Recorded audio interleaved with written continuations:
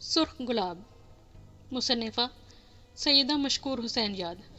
ممانی صابرہ کو ان کی شہادت سے 3 مہینے پہلے ہی میری ماں اپنے بھائی یاور حسین کے لیے کرنال سے بیاہ کر لائی تھیں۔ میں نے مذاق میں امی سے پوچھا کہ آپ کی بھابھی اور ہماری ممانی کیسی ہیں؟ کہنے لگیں بس گلاب جیسا میری بھابھی کا رنگ ہے۔ میں نے کہا اللہ کرے مزاج بھی گلاب کی طرح مہکتا ہوا ہو۔ ایک دم بولی میں کوئی بہت بڑی کیفہ شناس تو نہیں، لیکن پھر بھی یوں لگتا ہے میری بھابھی اس میں بامسمہ ہے۔ کیا مطلب؟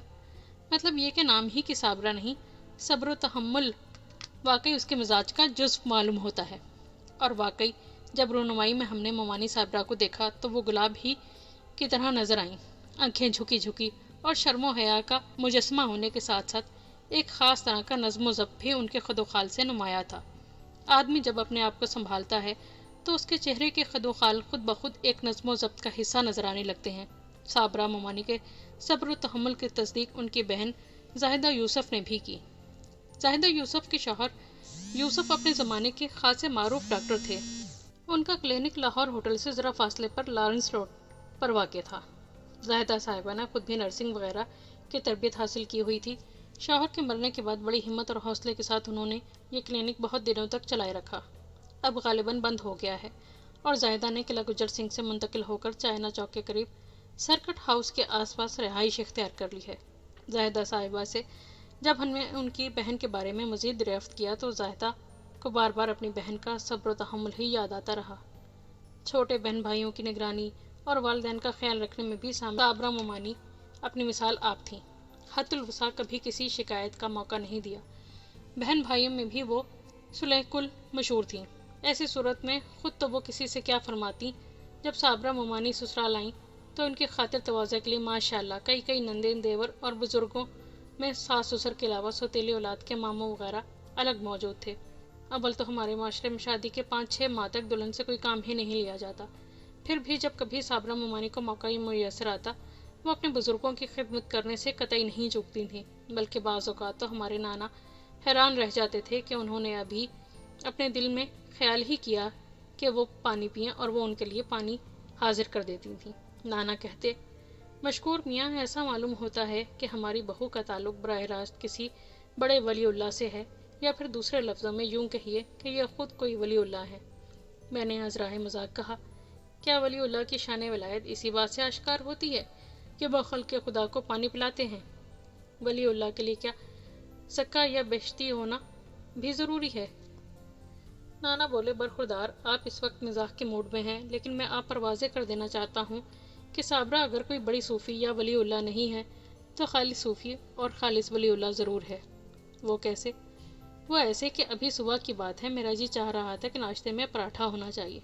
پھر سوچا بہو بھی کیا کہے گی کہ سسر صاحب بوڑھے ہو گئے ہیں لیکن ناشتہ کرتے ہیں جوانوں جیسا، اس لیے خاموش ہو گیا۔ مگر جب پراٹھا سامنے آیا تو حیران رہ گیا۔ یہ تو اتفاق ہو گیا، مگر یہ بھی اتفاق ہو گیا کہ پراٹھے کے ساتھ میرا جی بالائی کھانے کو چاہ رہا تھا۔ کیا دیکھتا ہوں بالائی بھی موجود ہے۔ مجھے پھر مذاق سوچا نانا جان یہ تو آپ کے لیے بہت اچھا ہو گیا کہ آپ کی بہو صوفی یا ولی اللہ ہے، مگر اس کی توجہ ترک دنیا کی طرف نہیں، ورنہ آپ کو پیاز کی گٹھی اور سوکھی روٹی ملتی تو دن میں تارے نظر آ جاتے۔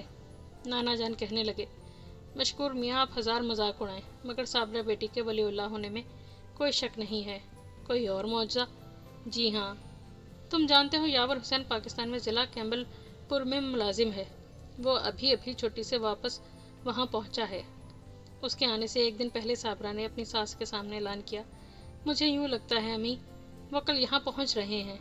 میں نے ہنس کر کہا نانا جان نئی شادی میں ایسے معجزات اکثر نئے دلہا دلہن کے ساتھ ظہور میں آتے رہتے ہیں۔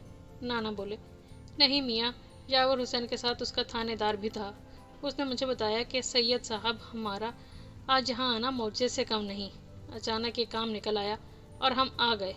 غرض ممانی صابرہ صوم و صلات کے پابند اور ہمیشہ صبر و شکر کے عالم میں وقت گزارنے والی خاتون تھیں، لیکن ہمارے یہاں آ کر ان پر کچھ عجب قسم کا عالم طاری تھا۔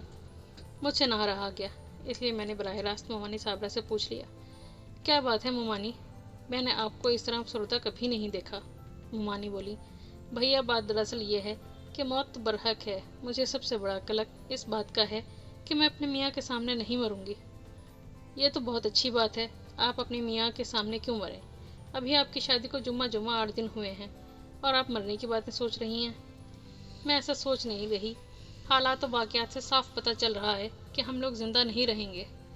پھر تو اور بھی اچھا ہے، آزادی پر قربان ہو کر شہادت کا رتبہ حاصل ہو جائے گا۔ اللہ آپ کو سلامت رکھے، مجھے تو بس اپنے میاں یاور حسین صاحب کا خیال آ رہا ہے۔ کیا یہ زیادہ اچھی بات نہیں کہ اس وقت وہ محفوظ پاکستان میں ہے؟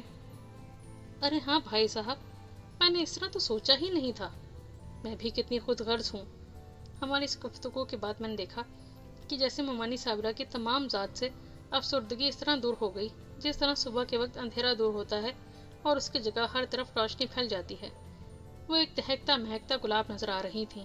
آزادی کے اس گلاب کو ہم پر حملہ ہونے کے اگلے روز صبح کو میرے والد صاحب کے جانے کے بعد ہندو حملہ آوروں نے کلہاڑیوں سے اس طرح پتی پتی کیا کہ چاروں طرف خون کے چھینٹے یوں لگ رہے تھے جیسے شہیدوں کی لاشوں پر کسی نے برگھائے گلاب نچھاور کیے ہیں۔ عجیب بات یہ ہے کہ جب ہندو حملہ آور ان کے جسم پر کلہاڑیاں برسا رہے تھے تو ان کی زبان سے ایک لفظ بھی چیخ و پکار کی صورت میں نہیں نکلا، بس شروع میں یا اللہ کی صدا 2-3 مرتبہ سنائی دی اور پھر ممانی صابرہ اس طرح خاموش ہو گئیں جیسے وہ اپنے اس مقدر کے لیے پوری طرح تیار تھیں۔ جب ہندو پولیس نے ممانی صابرہ کے ٹکڑے ٹکڑے جسم کو اٹھا کر ٹرک میں ڈالا تو وہ بھی رو رہے تھے، مگر سوچنے کی بات ہے اس طرح کے آزادی کے گلاب نہ جانے کتنی تعداد میں آزادی کی راہوں میں بکھرے ہوں گے۔ میری شہید ممانی صابرہ کے ساتھ آپ ان تمام شہیدوں کو بھی یاد رکھیں جن کے خون جگر پہ یہ مملکت قائم ہوئی ہے۔